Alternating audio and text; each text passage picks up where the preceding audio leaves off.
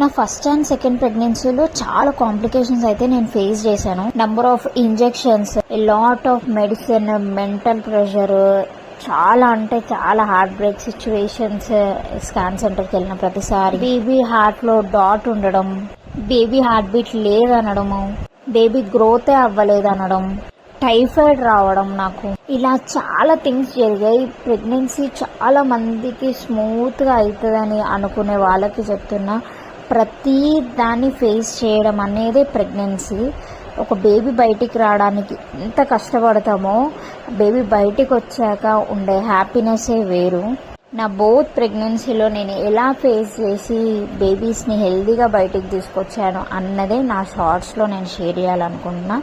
ఇది జస్ట్ ఒక న్యూ మదర్స్కి కానీ ప్రెగ్నెంట్ అయిన వాళ్ళకి మాత్రం ఒక సింపుల్ మోటివేషన్ లాగా ఉంటుంది అన్న దాని గురించి. I hope you like.